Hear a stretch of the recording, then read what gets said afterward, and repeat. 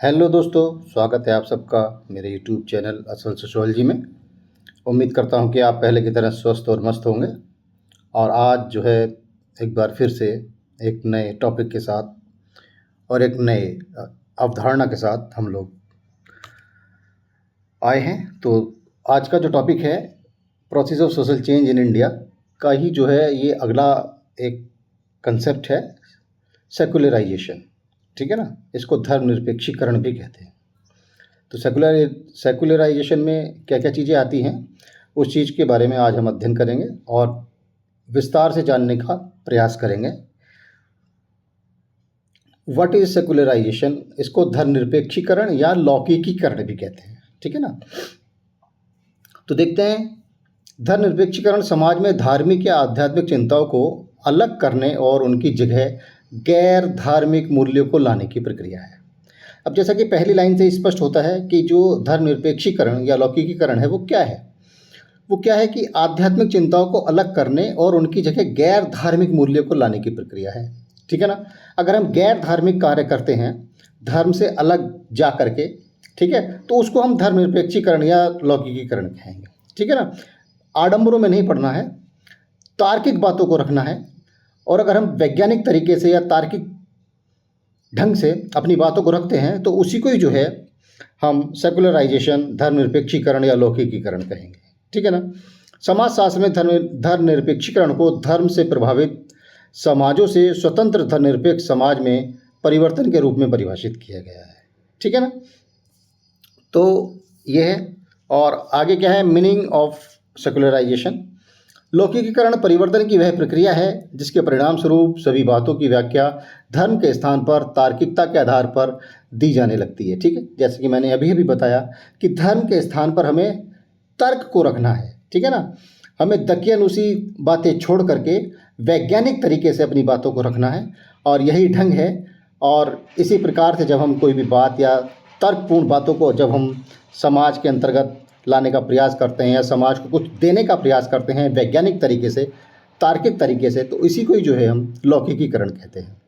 अर्थात जिसे लोग पहले धार्मिक मानते थे और अब वैसा नहीं समझा जाता है। ठीक है, जो चीज़ें पहले धार्मिक थीं और अब वैसी नहीं रही हैं। क्यों? क्योंकि विज्ञान आ गया है अब और बहुत सारी चीज़ें जो है धर्म के स्थान पर विज्ञान ने ले ली हैं। तो हम बहुत सारी जो आडंबरों वाली चीज़ें हैं या जो बिना मतलब की जो बातें होती हैं उनकी तरफ जो है ध्यान हमारा नहीं जाना चाहिए। और जो भी बात तर्क के द्वारा या सही बात है उसमें अगर हम ध्यान दें और उसी को ही अगर हम समझने का प्रयास करें तो इसी को ही जो है लौकिकीकरण कहेंगे।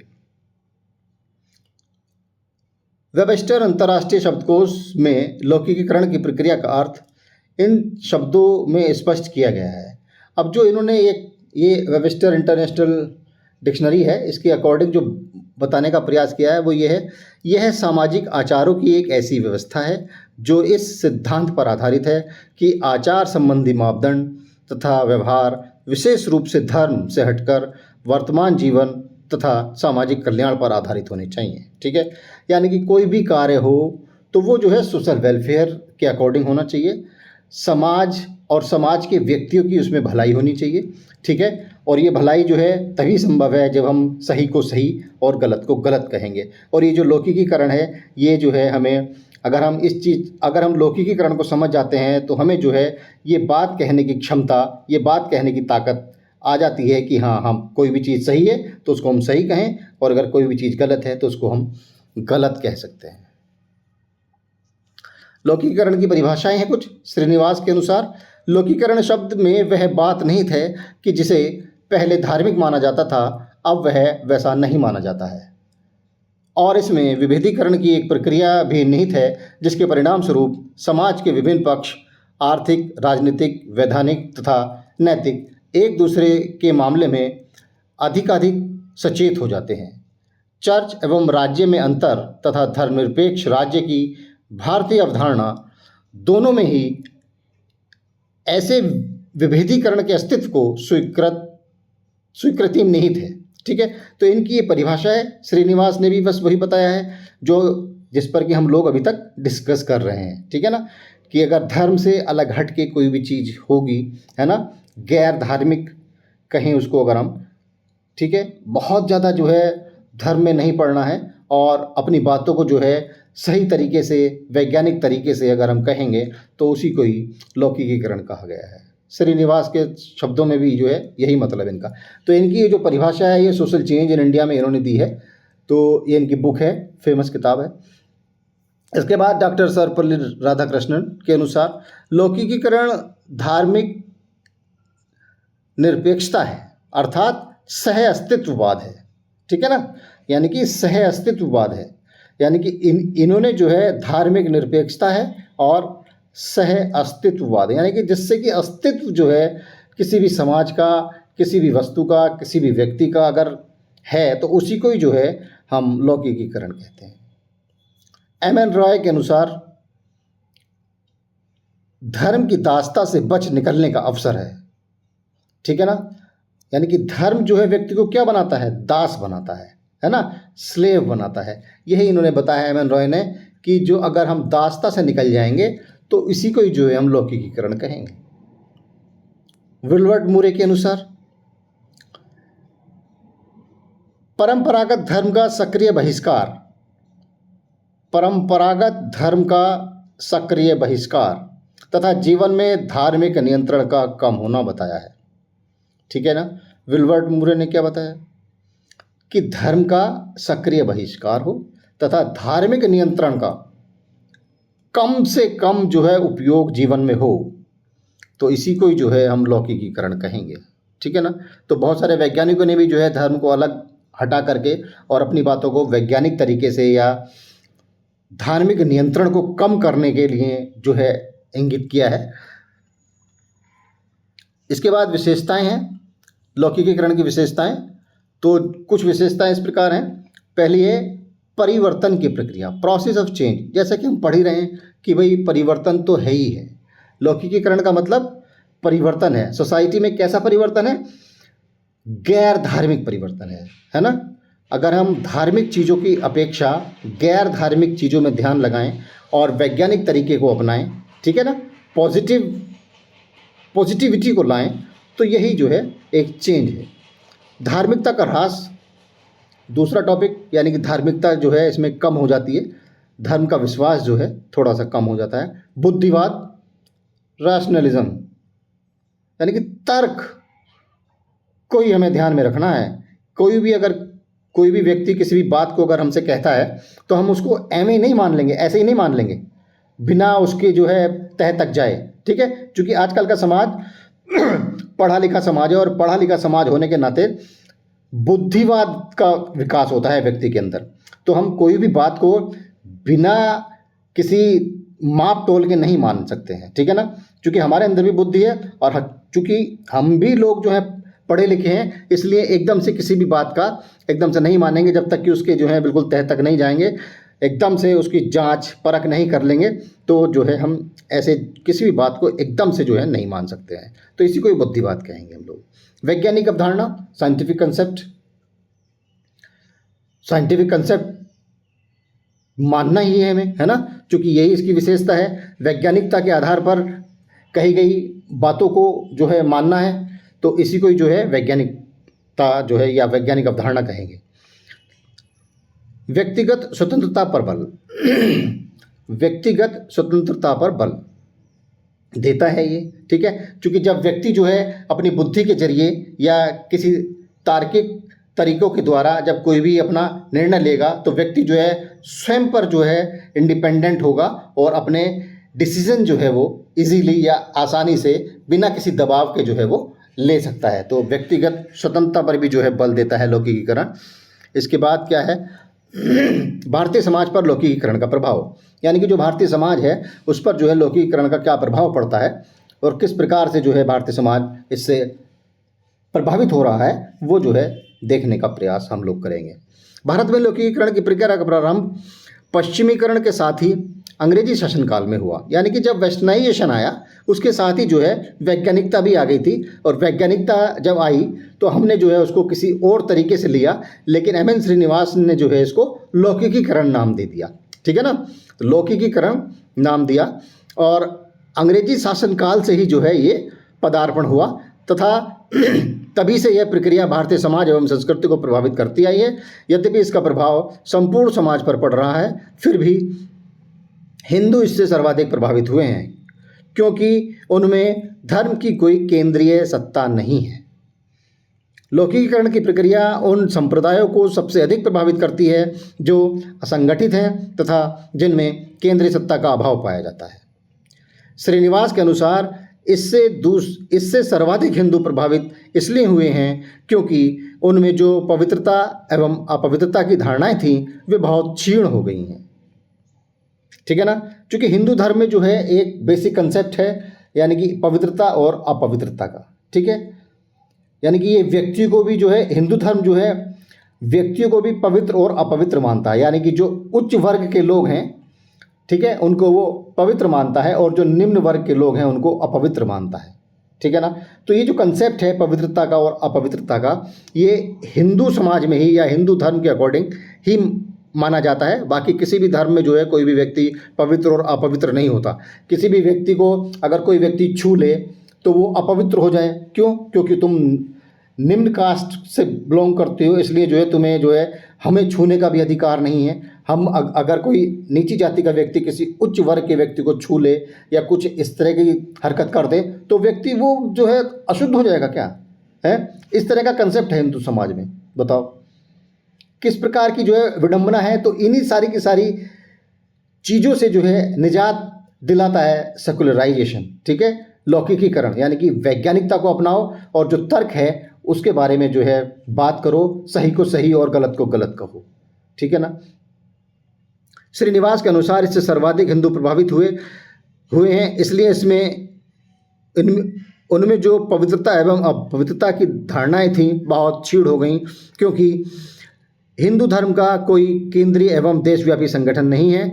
लौकिकीकरण के भारतीय समाज पर पड़ने वाले प्रभावों को निम्नलिखित शीर्षकों के अंतर्गत स्पष्ट किया जा सकता है। ठीक है, इसके कुछ जो है बिंदु हैं, उसके अकॉर्डिंग जो भारतीय समाज पर इसका जो है इम्पैक्ट हुआ है उसको हम जो है देखने का प्रयास करेंगे। तो पहला है पवित्रता एवं अपवित्रता की धारणा में परिवर्तन। लौकिकीकरण के द्वारा जो है व्यक्ति की पवित्रता एवं अपवित्रता की धारणा में परिवर्तन हुआ है। क्या क्या परिवर्तन हुए ये देखते हैं। हिंदू धर्म में पवित्रता अपवित्रता की धारणाओं का विशेष महत्व है। उच्च जातियां कुछ निम्न जातियों को अपवित्र मानती हैं तथा उन्हें दूर रखने के लिए उन पर प्रतिबंध लगाती हैं। लौकिकीकरण की प्रक्रिया के परिणाम स्वरूप पवित्रता एवं अपवित्रता की धारणाएं प्रभावित हुई हैं। अपवित्रता की भावना की व्यापकता घटी है। श्रीनिवास ने यात्रा और जलपान की दुकानों के उदाहरण देकर पवित्रता के घटते हुए संदर्भ का विवरण दिया है। ठीक है ना, अगर हम कहीं सफ़र कर रहे हैं, ट्रैवल में हैं, ट्रेन में जा रहे हैं, बस में जा रहे हैं, तो वहाँ पे कौन पवित्र कौन अपवित्र। अगर किसी भी कास्ट का व्यक्ति आके किसी भी कास्ट के व्यक्ति के साथ जो है बैठ सकता है, सीट शेयर कर सकता है, तो वहाँ पे कहाँ पे तुम लोग जो है इस तरह की चीज़ें कब तक ध्यान में रखोगे? या फिर उससे पूछोगे तो होने भी तुम किस कास्ट के हो और तुमने हमें पास में हमारे आके बैठ गए और हमें जो है अब अपवित्र कर दिया, अब हमें गंगा स्नान करना पड़ेगा, ये करना पड़ेगा, ढिमका फलाना।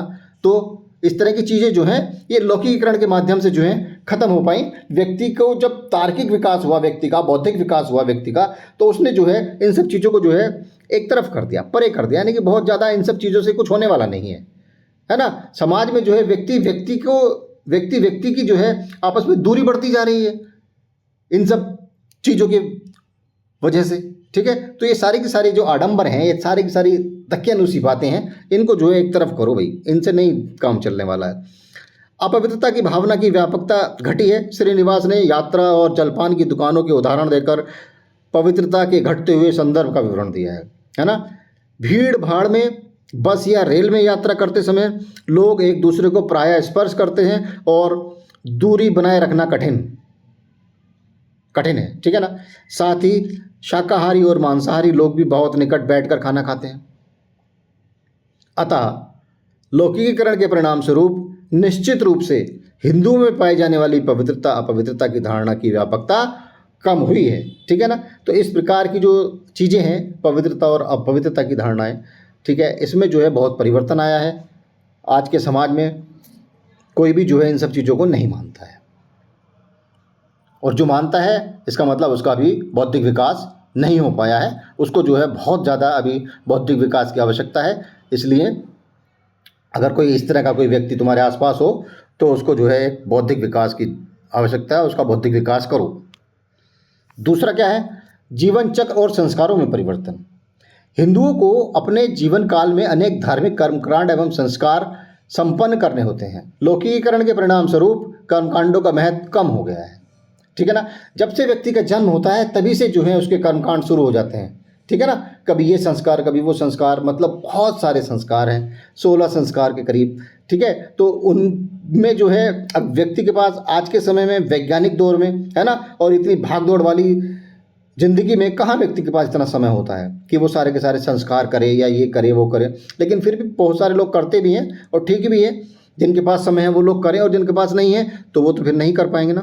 लौकिकीकरण के परिणाम स्वरूप कर्मकांडों का महत्व कम हो गया है और जो संस्कार रह गए हैं उनमें भी संक्षिप्तीकरण एवं साधारणीकरण की प्रवृत्ति शुरू हो गई। यानी कि अगर हम कोई भी काम करते हैं ना तो शॉर्ट में, कि भाई 1 घंटे में निपटाओ बस काम को, है ना। कोई भी काम अगर है, भाई हमें इतना समय नहीं है लेकिन हमें काम भी सारे के सारे कराने, तो उनका जो है हमने संक्षिप्तीकरण कर दिया है।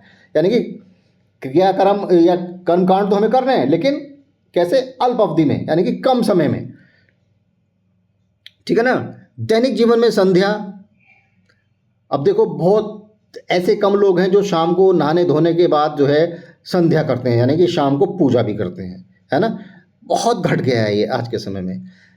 स्नान, पूजा, वेद पाठ का समय भी कम होता जा रहा है, और अगर करेंगे भी तो बस घंटी बजाएंगे, धूप बत्ती अगरबत्ती लगाएंगे, बस हो गया काम। बहुत ज़्यादा समय उसमें जो है नहीं देते हैं। एम.एन. श्रीनिवास तथा हरीशचंद्र वास्तव का कहना है कि तीज त्यौहार और तीर्थ यात्रा अनुष्ठान कम और मनोरंजनात्मक अधिक होते जा रहे हैं, ठीक है ना। अगर हम कोई भी तीज त्यौहार मनाते हैं या कोई भी जो है इस तरह का अनुष्ठान करते हैं तो उसमें जो है हम, यानी कि श्रद्धा भाव तो हमारा इतना नहीं होता है, लेकिन उसमें हम जो है एन्जॉय, मतलब आना चाहिए उसमें, माने कि आनंद आना चाहिए भाई। अगर कोई भी फंक्शन है, कुछ भी है, तो उसमें जो है एन्जॉय आना चाहिए, है ना। अगर आनंद नहीं आ रहा, एन्जॉय अगर हम लोग नहीं कर रहे हैं तो फिर वो जो अनुष्ठान है या कोई भी काम है तो वो जो है बेकार हो जाएगा। अगर हम कहीं यात्रा पे भी जाते हैं तो यात्रा में भी अपना अलग तरह का स्वैग होना चाहिए थोड़ा सा, ठीक है, तभी वो फायदेमंद है, अदरवाइज तो फिर बेकार हो जाएगा, ठीक है ना। तो ये सारी की सारी चीज़ें जो हैं, जो परिवर्तन जो हो रहा है ये सारी की सारी वस्तुओं में, सारे के सारे कर्मकांडों में, ये सब जो है समय की कमी के कारण और भी बहुत सारी वस्तुएं हैं उनके कारण जो है ये हो रहा है, ठीक है ना। अनेक ब्राह्मणों ने अपना परंपरागत व्यवसाय त्याग कर नवीन व्यवसायों को अपना लिया है। जैसे कोई मास्टर बन गया है, कोई डॉक्टर बन गया है, इंजीनियर, प्रशासक तथा अन्य प्रतिष्ठाजनक पदों को ग्रहण कर लिया है, ठीक है। ब्राह्मणों का जो काम था, पुरोहित होते थे वो सारे के सारे काम छोड़ करके इन्होंने जो है अन्य व्यवसाय भी अपना लिए हैं। कोई सर्वव्यापी संगठन न होने के कारण हिंदू इससे सबसे अधिक प्रभावित हुए हैं और समय के अनुसार हिंदू धर्म की नई व्याख्या दी जाने लगी है, ठीक है ना। आगे देखते हैं सामाजिक संरचना में परिवर्तन, ठीक है ना।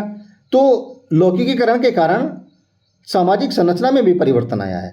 लौकिकीकरण के कारण भारतीय सामाजिक संरचना में महत्वपूर्ण परिवर्तन हुए हैं। श्रीनिवास के अनुसार सामाजिक संरचना के 3 स्तंभ बताए गए हैं जो निम्नलिखित हैं। ये जो ऊपर के 3 हैं, जाति व्यवस्था, ग्रामीण समुदाय, संयुक्त परिवार, तो इनमें जो है बहुत परिवर्तन है। जाति व्यवस्था में भी बहुत परिवर्तन आया है, ठीक है। ग्रामीण समुदाय में भी, अगर हम गांव में जाते हैं तो वहाँ पे भी जो है बहुत सारी चीज़ें, पहले कच्चे मकान हुआ करते थे लेकिन अब जो है पक्के मकान हैं, है ना। सड़कें गांव की जो है बेहतर हुई हैं, आने जाने का जो साधन है वो भी जो है सुगम हुआ है, और गांव के लोगों के विचारों में भी जो है बहुत परिवर्तन हुए हैं।